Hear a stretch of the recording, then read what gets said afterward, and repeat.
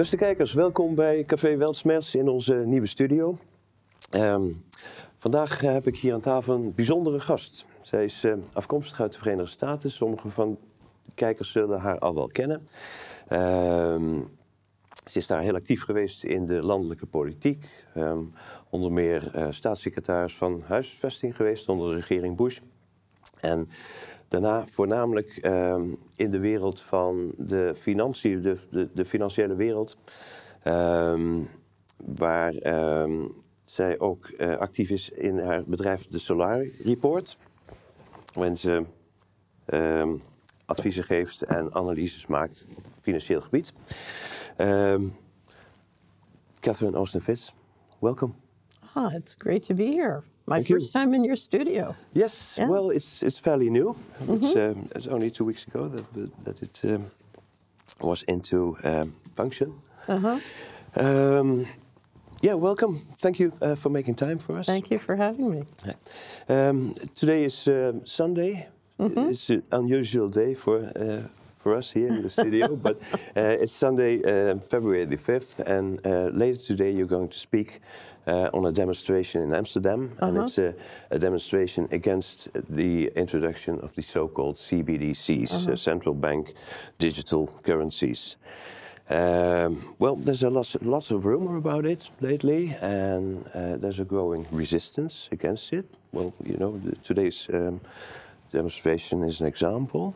Right. But if I talk to family and friends about it,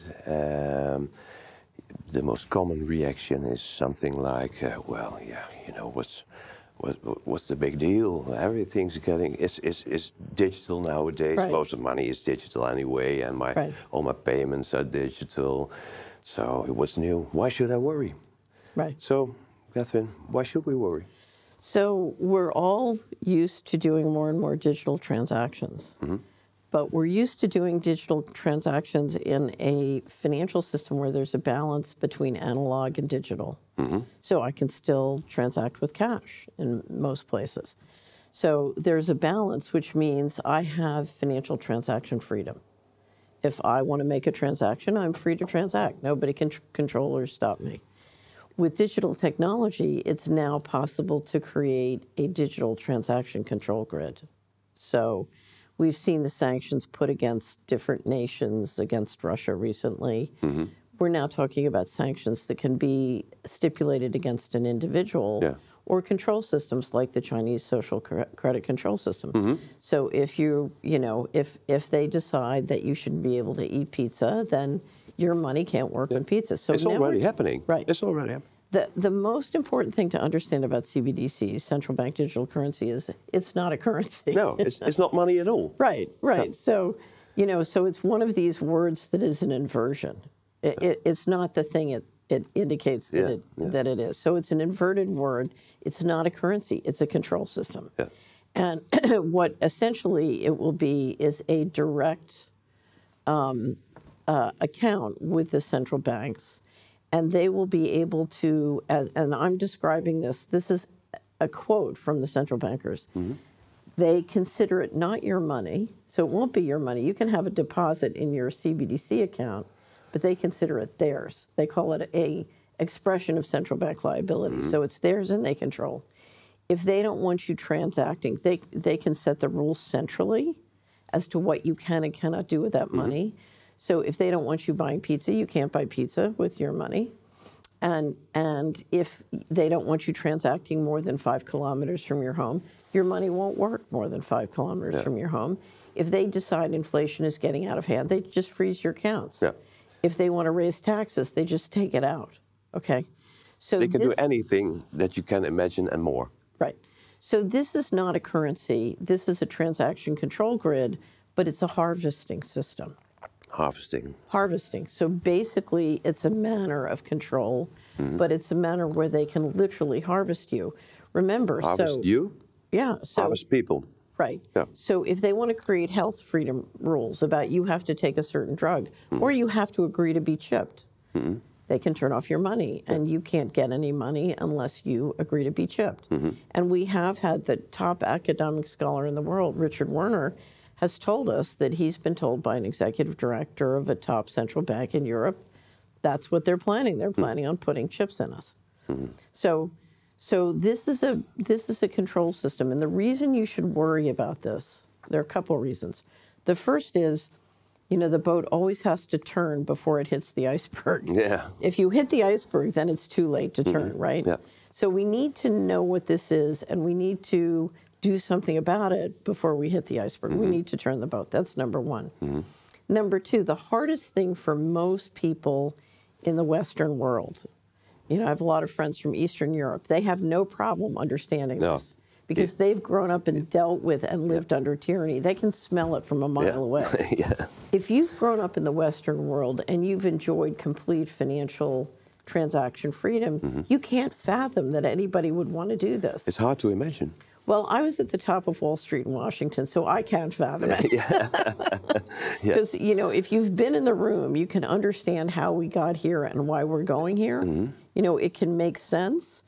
You don't like it, but it can make sense. You can see why they would do it. But I think for most people, most people are healthy. They can't imagine why anybody would want this kind of slavery. So such evil can even exist in the minds of people. Well, but it's not just evil. If you look at why, so we've been in a system since World War II with steady centralization of power. And a lot of what's driven that is technology. So digital technology allows extraordinary centralization of political and economic power when you combine it with two things. One is the central banking warfare model, so the ability to just print money. Okay. But the other is a debt-based system.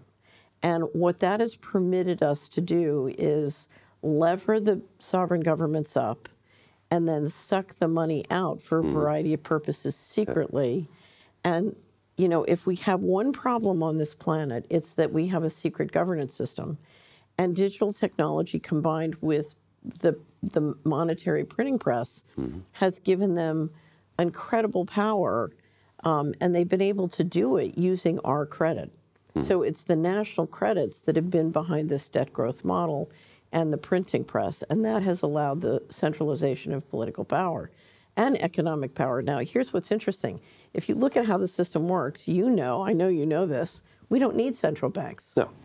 But their dilemma is, they've controlled the system, or been the machinery that controlled the system for centuries now. And at this point, because we don't need them, in a world of digital technology, if they don't go to complete control, they're going to lose control, is what it looks like to me. So I think they've got a bit of a prisoner's dilemma here. So that's why they're doing this. Well, here's the thing. If you're running the system, if you're at the very top, you're running the central banking bureaucracy, your greatest challenge is risk management, okay? And they don't believe that meritocracy or democracy will produce a system that can do proper risk management. And they always push towards central control because they trust themselves to do the risk management.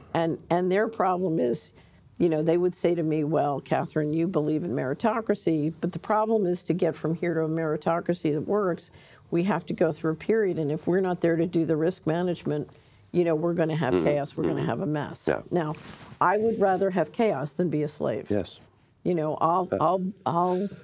I'll live and work and deal with chaos. We need some level of chaos to give new things a chance. So let me tell you a story that's my favorite story. I've told it many, many times, probably too many times, but it really helps you understand, how we got in this pickle, because we're in a bit of a pickle. I was, in the year 2000, giving a speech to a group of people who have a conference once a year to help evolve our society spiritually. They're very well educated. They're very committed. It was in the United States. And a friend of mine who's a healthcare practitioner had asked me to give a speech called How the Money Works on Organized Crime. And it was meant to be a light, funny description of Washington and Wall Street's dependence on organized crime. And sort of, if you've ever watched the James Bond movies, we were talking about it earlier, Spectre. Yes, Spectre is the transnational. The all-seeing eye. Right. So I'm in the middle of the speech, and I'm talking about congressional testimony in 1998 whereby the Congress did testimony about the American intelligence agencies and the so-called Dark Alliance allegations where they were dealing drugs into South Central LA, the Mena, Arkansas, you know, it's a big Iran-Contra drug scandal. Anyway, so a spokesperson for the Department of Justice had told a reporter I was working with at that time that the U.S. economy launders all 500, at the time was $500 billion to $1 trillion a year of all dirty money. So the U.S. was the global leader in money laundering. So I said to this wonderful audience of people who are dedicated to evolving our society spiritually, what would happen if we stopped? And we had a little conversation. They said, well, you know, that money would go to Zurich or Hong Kong or London or Amsterdam, and, you know, the New York Stock Exchange would go down and we'd have trouble refinancing the government debt. And I said, okay, let's pretend there's a big red button up here on the lectern. And if you push that button, you can stop all hard narcotics trafficking in your county, your city, your town tomorrow, thus offending the people who control $500 billion to $1 trillion a year of all dirty money. I said, who here will push the button? And out of 100 people dedicated to evolving our society spiritually, guess how many would push the button? One. So I wouldn't let him talk. I said to the other 99, why would you not push the button? And they said, we don't want our government checks to stop. We don't want our taxes to go up, and we don't want our pension accounts to go down. So I said, okay, here's the problem. If you're the president, you know, you get elected, you come in, and your political guy says the American people just spent a couple $100 billion to get you elected, and now they want payback. They want their check. They want their lower taxes. They want their benefits. And so your Secretary of Treasury says, well, then you better be nice to the guys who control, you know, $1 trillion a year of old dirty money. So you have a financial dependency in the system. On illegal activities. And that is the basis of which the corruption has grown and grown and grown. And as you can now tell, anywhere in the Western world is completely out of control. Right. And that's why, you know, I'm pointing to this. We just published this wrap-up last year. You know, the big question now is, any successful financial system depends on the rule of law. And yet the corruption has gotten so great, you know, the financial system is breaking down because there's no rule of law. But the other thing is tyranny and central control are expensive, and it's shrinking the pie. I mean, it's increasing the pie for the guys at the top, but it's shrinking the pie. So this dynamic can't continue. You can't keep shrinking the pie forever. And so the guys at the top are thinking, well, we need more control. Right. I mean, I don't know if you ever had this dynamic with your parents where you're being bad and they need more control, and then that makes you worse, and then they're being I see it in different families. I see it happening. Right. Okay. So that's where we are. And the question is, how can we say, no, guys? You know, we can't. You know, sorry, we don't want central control. You know, because it's just going to make matters worse. It's not a solution. It's a solution for you, but it's not a solution for civilization. So we can't have central control, but then we're going to have to pivot and say, okay, we need to go back to a productive civilization and society. And part of that means putting technology back, serving humans instead of controlling humans. They will try to sell it as easy and safe. Right. Those are always the arguments. Slavery is never easy or safe. No, it never is. No. But the things that lead to slavery are always sold under the arguments of it's safe, it's safer for you. It's easier for you. Less trouble, less risk. Well, here's the thing. It's a real marketing challenge. How do you market tyranny? How do you market tyranny? How do you market central control? Well, you have to disguise it as something else. It's something. We're here to help. Yes, we're here to help. We're from the government. We're here to help. Okay, so who are the main players behind this? Well, that's always the $64,000 question. Who is Mr. Global? It's the question I get all the time. Who's Mr. Global? So I created a nickname, Mr. Global. And in fact, there was a cartoon. I got it from a cartoonist in London who had a little Mr. Global character. His body was in the shape of a globe. And he smoked a cigar and flew around in the plane telling everybody what to do. Anyway, but so Mr. Global is my nickname for the governance system at the top. And the only thing I know about it is, when I was on Wall Street in Washington, my various interactions are what I know from research. But essentially, if you keep moving up to the top, because the financial system is part of the governance system, and it's one of the parts of the governance system that they use to control. You basically work up to the top, and what you see in the financial side is you see the banking system, and then you see the insurance system, because again, risk management, and it all piles into the central banks. Yes. And it's designed to protect the intergenerational equity capital. So think of a balance sheet, like a house. So on the house, you have the house, then you have the mortgage, then you have the home insurance, and then you have the equity, right?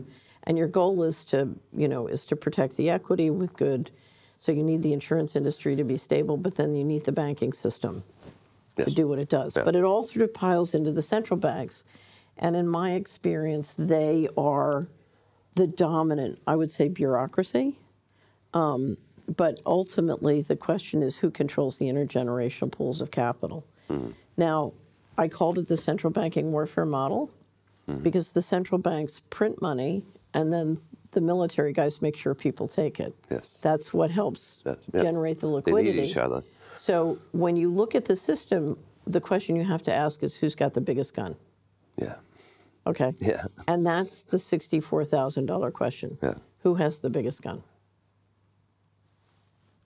Now, last year on the Salary Report, we did a 2-hour interview. Dr. Farrell and I did a 2-hour interview on who is Mr. Global. Yeah. And we went through every theory of who Mr. Global is and who's got the biggest gun and what, technologically, what is the biggest, because it comes down to invisible weaponry. And the answer is we didn't know, but we went through all the theories, and I'm happy to give you a copy.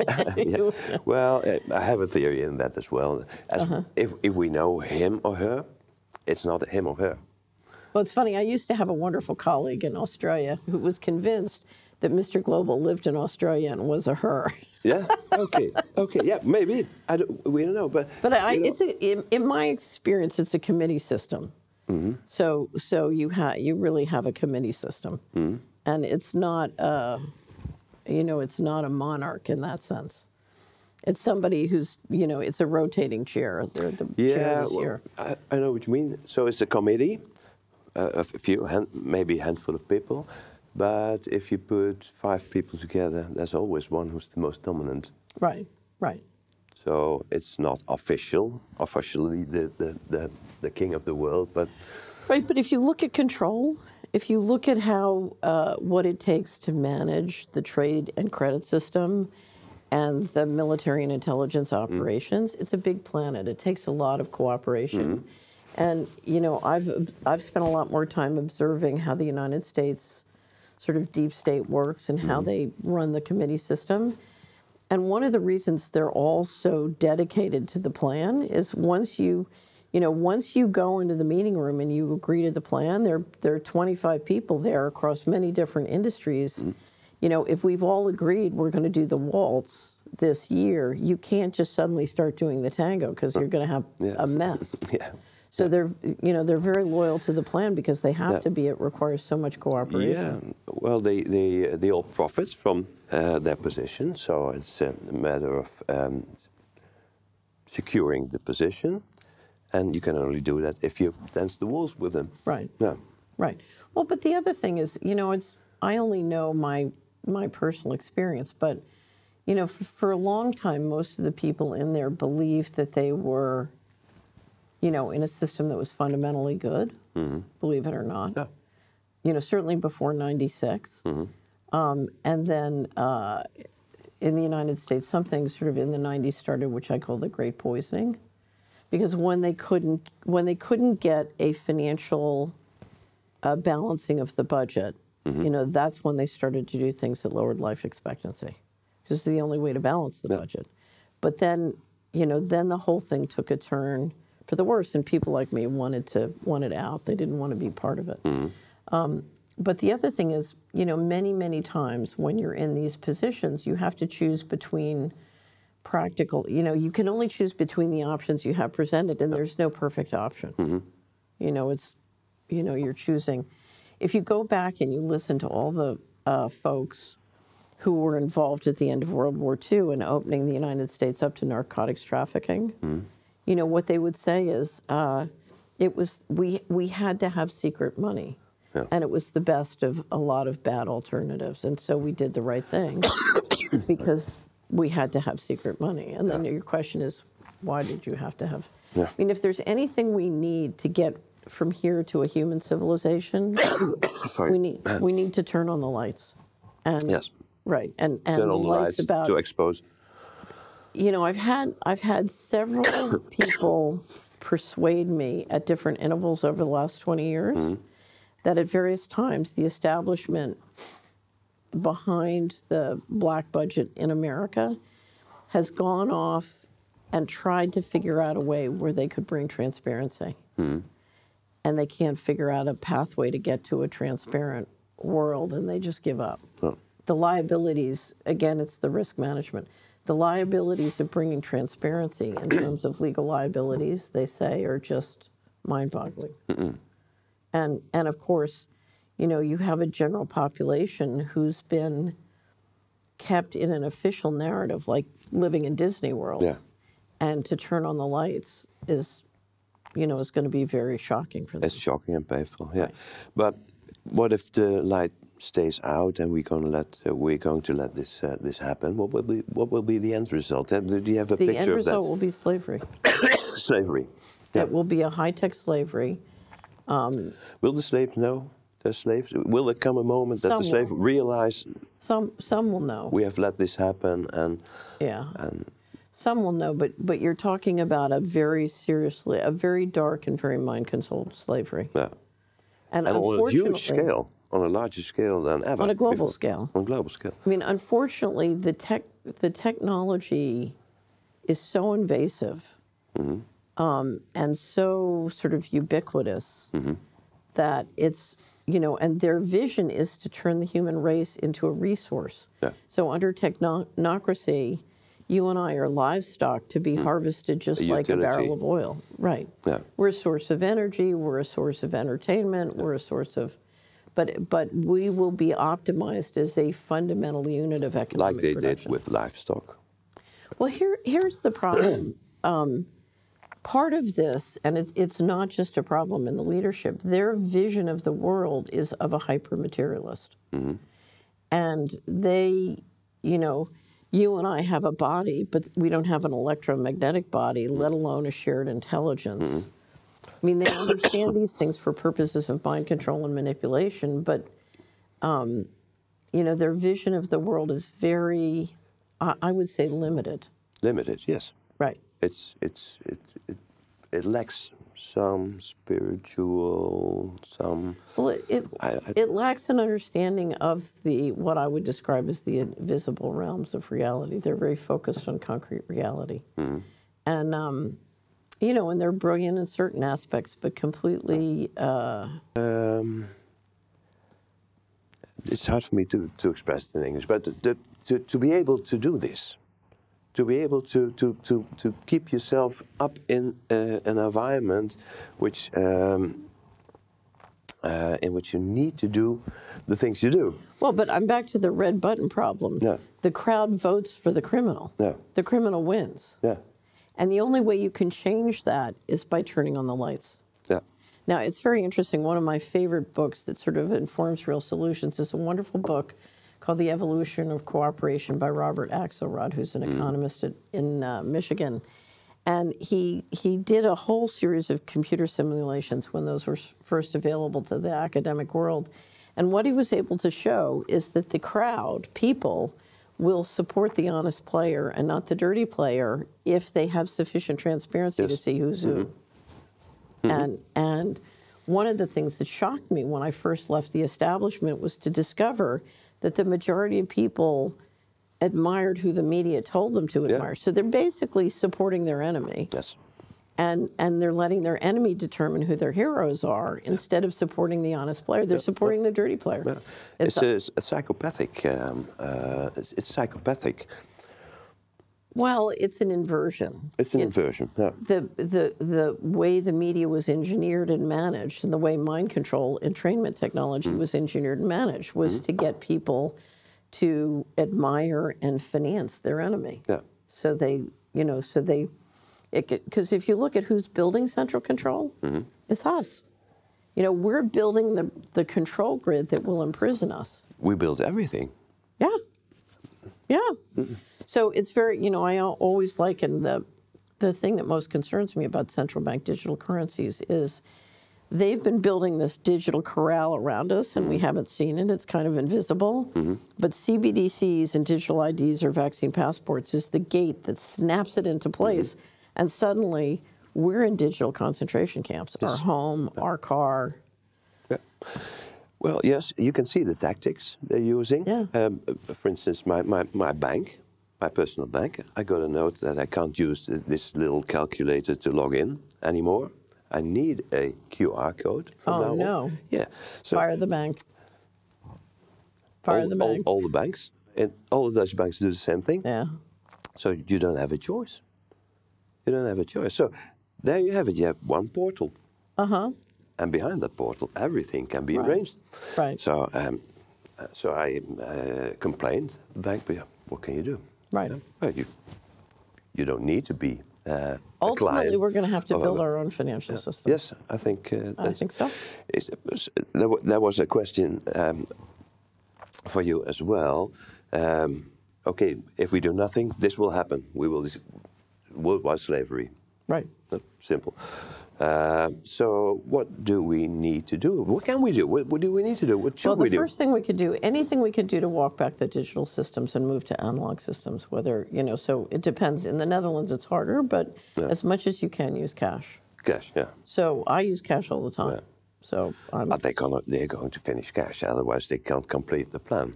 Well, but here's the thing: the more people who use cash now, the harder it makes it. Yeah, right. But I mean, let's add friction, shall we? Yeah. Yes, friction. But friction doesn't mean that it won't happen. Right. It maybe slows the process, but I think Mr. Global won't let it go. So the first thing you do is you want to walk back the digital systems in every aspect of your life. Because in a perfect system, we would have a balance of analog and digital. We need and want both. But we wouldn't, to go 100% analog or 100% digital, that's where the trouble starts. So you want to walk it back, and you want to add as much friction to the all. One of my favorite quotes is from Kennedy. He says, nobody ever got out of tyranny by complying. No. So everything you can do to add friction and walk back, and it's amazing. You can slow them down, but can we prevent them from,